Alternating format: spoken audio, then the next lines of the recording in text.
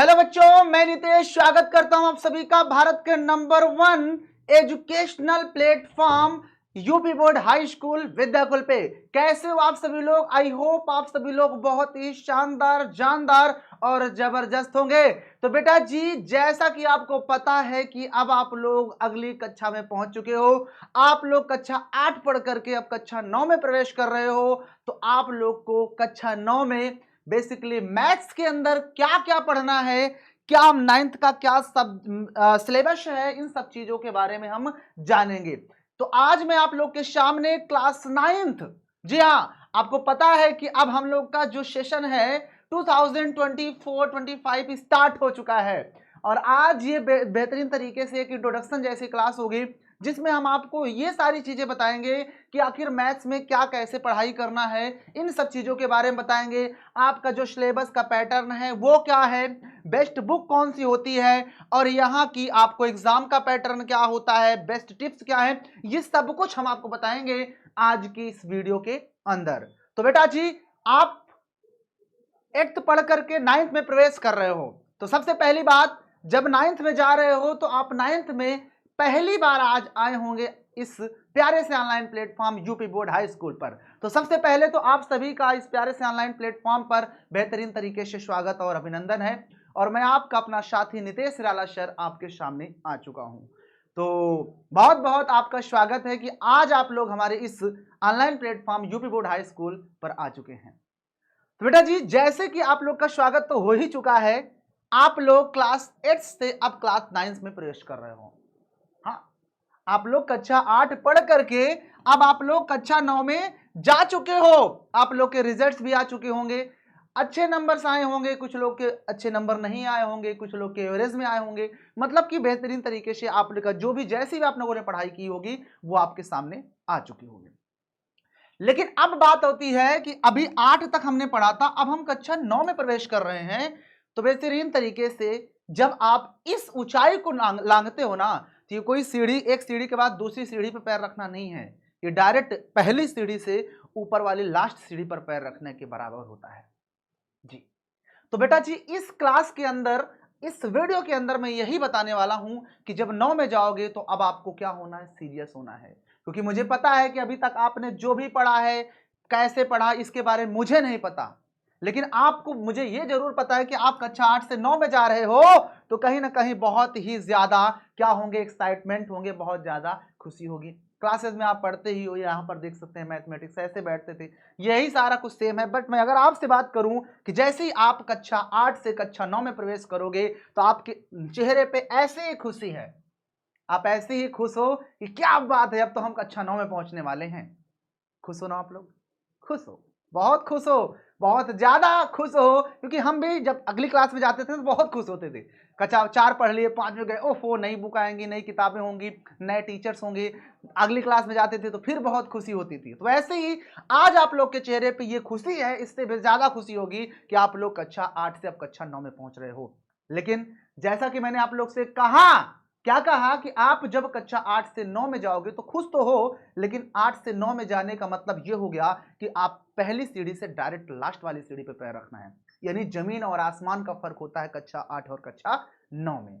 इसलिए आप इस बात को सुन करके थोड़ा सा आप लोग उदास जैसे हो गए होंगे कि आखिर क्या है, कैसे सिस्टम हुआ होगा, उदास जैसे हो गए होंगे आप लोग। खैर कोई बात नहीं, मैं अगर आप लोग के सामने हूं तो आपको उदास होने की कोई जरूरत नहीं है। आप पढ़े हो अच्छे से, नहीं पढ़े हो उससे भी कोई मतलब नहीं है। बस अगर आप मेरे ऊपर ट्रस्ट करोगे ना तो आप ये बात मान लेना कि आपकी नींव इतनी मजबूत कर दूंगा कि कक्षा 10 में आप एकदम लठ गाड़ दोगे, सिस्टम फाड़ दोगे। उदास होने से कुछ नहीं होता, मुझे पता है, और ये बातें सच हैं जो मैंने यहां पर लिखी है ना, ये बातें सच भी हैं। जब आप कक्षा 8 में रहते हो तो बहुत छोटे बच्चे होते हो, 9th में भी छोटे छोटे ही हो, लेकिन 8th में बहुत खेलते हो, कूदते हो, है ना। कुछ बातें यहाँ लिखी और बताइए बात सच है या नहीं, आप ही बताओ। पिछली कक्षा में अच्छे से पढ़ाई नहीं की, सही बात है ना। आप में से जितने भी लोग हो, 100% में से करीब 80% ऐसे लोग होते हैं जो कि बिल्कुल भी पढ़ाई नहीं करते। दोस्तों के साथ भैया खूब मौज मस्ती किए हो कि चलो मौज मस्ती कर लेते हैं, मजा ही मजा है।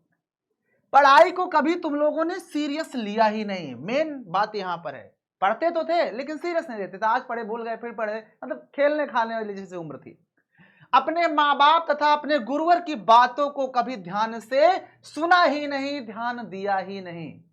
और गुरुवर भी होता है अरे छोटा बच्चा ही तो है, चलिए आगे आज नहीं तो कल सीख ही जाएगा, आगे बढ़ेगा, उम्र बढ़ती जाएगी, सीखता जाएगा। राइट, सीखते जाते थे ना।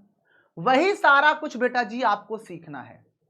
अब आपकी उम्र थोड़ा बड़ी हो चुकी है, अब आप समझदार हो रहे हो धीरे धीरे, इतने भी समझदार नहीं हो बट समझदार हो गए हो कि अब कक्षा 8 से 9 में जा रहे हो, तो जमीन और आसमान का फर्क क्या होता है बेटा। उसके लिए आपको मेहनत करना पड़ेगा मेरे भाई। मैं आपको एक चीज कहता हूं कि आप मुझे टीचर मानो या ना मानो, लेकिन मुझे अपना बड़ा भाई जरूर मान लो, अपना दोस्त मान लो, क्योंकि जब आप मुझे अपना बड़ा भाई या दोस्त मान लोगे ना, तो आपके अंदर जो भी क्वेश्चंस होंगे, जो भी चीजें आपके मन में होंगे, वो आप मेरे से पूछ सकते हो। इसलिए तो मुझे अपना आप दोस्त मान लो, भाई मान लो, जो भी मानो, लेकिन मेरे साथ स्टार्टिंग से एंड तक बने रहना। देख लेना कि इस 2 साल के अंदर मैं आप लोग का मैथ्स का अगर दीवाना ना बना दिया तो मेरा नाम बदल देना। और मुझे पता है कि सारी बातें जो है ना, ये एकदम सही बात लिखी गई है। आप पिछली कक्षा में अच्छे से नहीं पढ़ाई किए हो, दोस्तों के साथ खूब मौज मस्ती किए हो, पढ़ाई को कभी सीरियस नहीं लिए हो, माँ बाप अपने गुरुवर की बातों को भी कभी ध्यान ही नहीं दिया। लेकिन अब आपको ध्यान देना पड़ेगा। ध्यान नहीं दोगे तब भी मैं दिलवाऊंगा आपको ध्यान, बट ध्यान देना पड़ेगा। तो बेटा जी आज आप लोग के सामने यही कहूंगा, उदास होने से कुछ नहीं होगा। वो कहते हैं ना कि शुरू करने का तरीका है कि आप बात करना छोड़ दें और करना शुरू करें। अब आपको ये दुनिया भर की बातें, मौज मस्ती, देखो मौज मस्ती तो करना चाहिए, लेकिन अभी तक सिर्फ और सिर्फ आप मौज मस्ती करते थे। अब आपको मौज मस्ती, पढ़ाई लिखाई हर चीज करना पड़ेगा। तो मौज मस्ती करो बट पढ़ाई आपकी बहुत जरूरी है, इसलिए आपको ये चीज कहिए। तो भैया देखो, बातों से नहीं, अब आपको रातों से लड़ना पड़ेगा, किताबों से लड़ना पड़ेगा, वही चीज। ठीक है, तो मैं आज आप लोग के सामने यही सारी चीजें लेकर के आया हूं, और मैं आपका your maths educator Nitesh Nirala sir. जी हाँ, मेरा नाम नितेश निराला सर है। नाम शायद ही सुने होंगे, क्योंकि आप कक्षा 8 से कक्षा 9 में आ रहे हो, तो शायद ही मुझे जानते होंगे, बट हाँ जान जरूर गए होंगे। नहीं जानते तो आज से जान लो कि हाँ भैया हमारा नाम नितेश निराला सर है। लोग प्यार से हमें नितेश सर भी कहते हैं, प्यार से निराला सर भी कहते हैं, कुछ लोग तो हमें निराला बाबा भी कहते हैं। जो आपको सही लगे आप चीज वो चीज आप यहाँ पर देख सकते हो। तो यहाँ हम आपको मैथ्स पढ़ाने वाले हैं कक्षा 8 के अंदर, और मैं आप लोग के साथ मैथ्स डील करूंगी। इससे पहले जो भी मैथ्स पढ़ाते हो मुझे नहीं पता, बट जिन्होंने पढ़ाया होगा अच्छा पढ़ाया होगा। बट मैं आप लोग को पूरा ट्रस्ट मेरे ऊपर कर लो कि मैथ्स अगर आप एक बार मेरे से पढ़ लोगे ना, तो फिर आपको कहीं जाने की जरूरत नहीं है। ये मैं नहीं, ये खुद बोलोगे आप। ठीक है, अब बात आती है बेटा जी कि बहुत देर से बातें हो रही हैं, अब हम कक्षा 9 में पहुंच चुके हैं। तो 9 में पहुंचने से पहले की कुछ बातें हैं जो हमें जानना बहुत जरूरी। कहते हैं ना कि युद्ध में लड़ने से कुछ नहीं होता, कि युद्ध में जा रहे हो डायरेक्ट कूद गए लड़ने के लिए। युद्ध में लड़ने से पहले हमें एक नीति बनानी होती है, रणनीति बनानी होती है, प्लानिंग करना होता है कि आखिर हम इस युद्ध में कैसे लड़े कि हमारी जीत हासिल हो। वही काम बिल्कुल बेटा जी तुमको भी करना पड़ेगा। क्लास 9th में आप लोग पहुंच चुके हो, तो आपको सबसे पहला न्यू सिलेबस पैटर्न पर ध्यान देना होगा। मुझे पता है कि किताब कक्षा 9 में पहुंच गए, बुक ले लिए, पढ़ना शुरू कर दिए। ना ना ना ना, पैटर्न को देखो, उसको फॉलो करो, ये सारी चीजें हम आपको बताएंगे।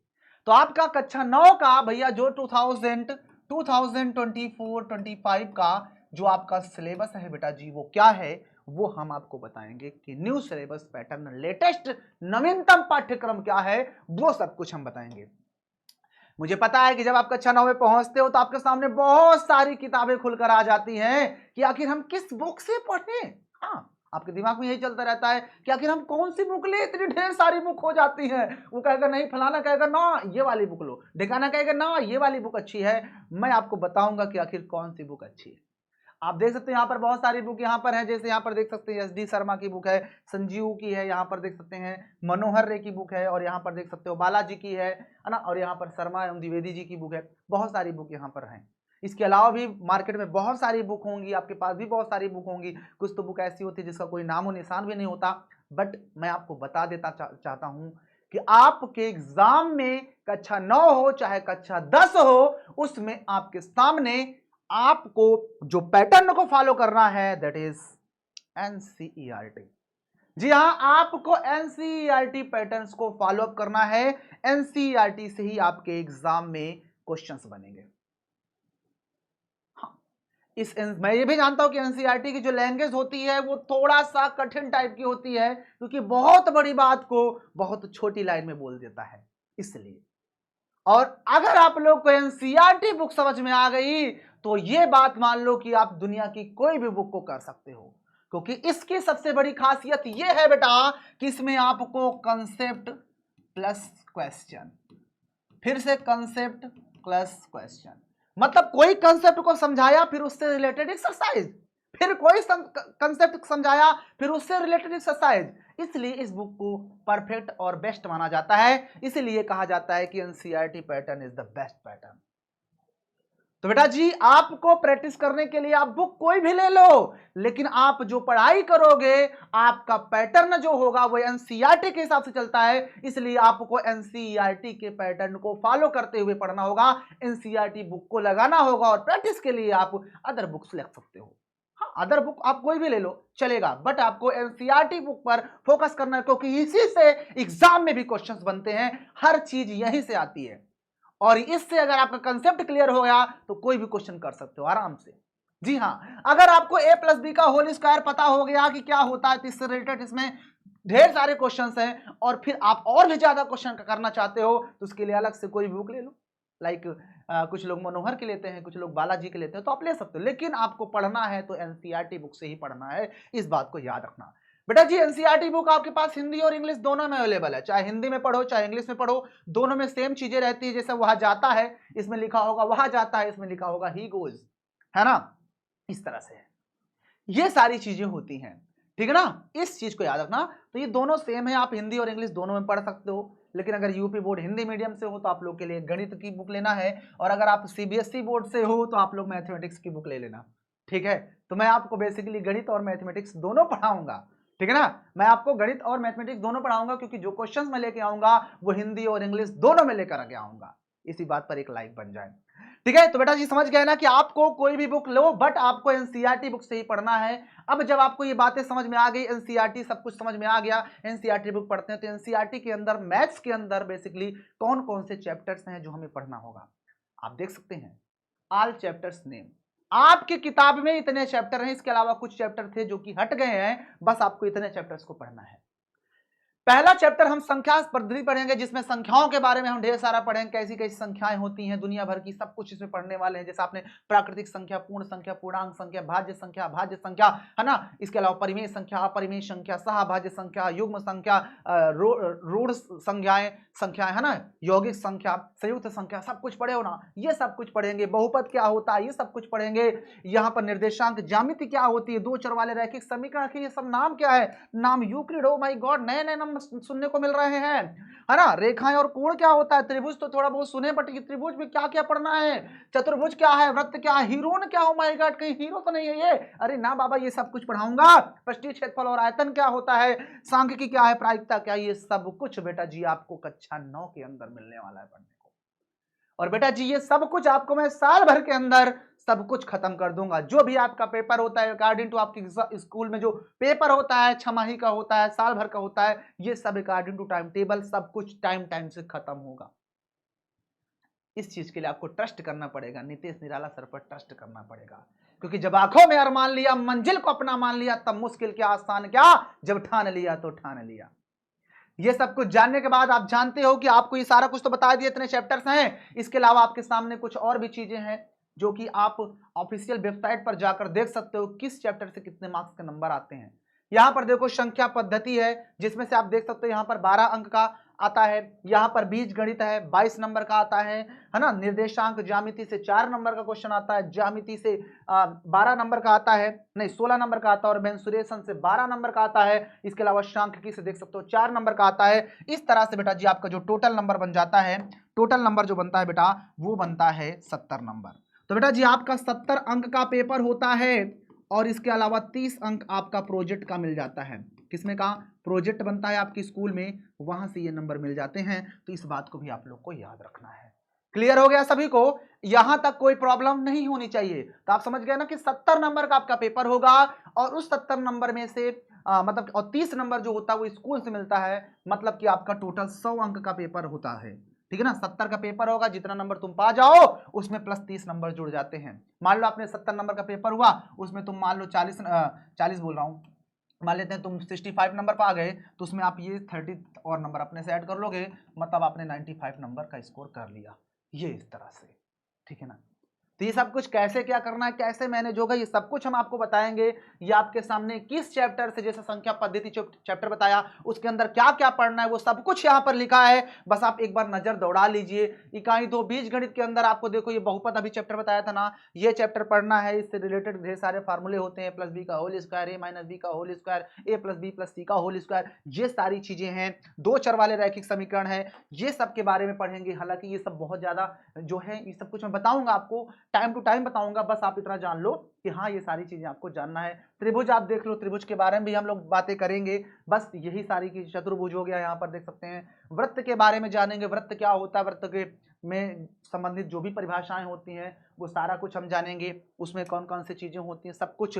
मेंसुरेशन का नाम आपने सुना ही है ना। मेंसुरेशन, उससे भी रिलेटेड क्वेश्चंस आते हैं, 12 अंक के इससे क्वेश्चंस आते हैं, अभी मैंने आपको बताया भी था। ये सारा कुछ हम देखेंगे, यहाँ पर आपको ये सारी चीज जाननी है, ठीक है ना। बेसिकली मैंने आपको बता दिया आज की क्लास के अंदर कि आप जब कक्षा 8 से कक्षा 9 में प्रवेश करोगे तो खुश तो हो, बट आपको दुखी भी है, क्योंकि जमीन और आसमान का फर्क होता है। मेहनत तो करना पड़ेगा, ना संघर्ष ना तकलीफ, तो क्या फिर खाक मजा है जीने में। बड़े बड़े तूफान थम जाते हैं जब आग लगी हो उस सीने में, और आग को लगाना ही है, क्योंकि पिताजी की फिक्र को अगर फक्र में बदलना है तो उसके लिए बेटा जी तुमको मेहनत तो करना पड़ेगा। और मेहनत करो ना यार। अब आए हो पारी पे, अब आपकी बारी आई है, और अब तो अब चौके नहीं, अब छक्के मारना है, छक्का मारना है। समझ रहे हो ना बात को, चौके नहीं, अब आपको छक्के मारने हैं। उसके लिए मेहनत करना पड़ेगा। बैटिंग ऐसी करो कि सीधा छक्का मारना है, और आपको बैटिंग करना हम सिखाएंगे। अगर हम हैं, हमारी विद्याकुल परिवार आपके साथ है, तो फिर किस चीज का आपको डर है। कोई डर नहीं होना चाहिए। जब हम हैं तो फिर क्या गम है।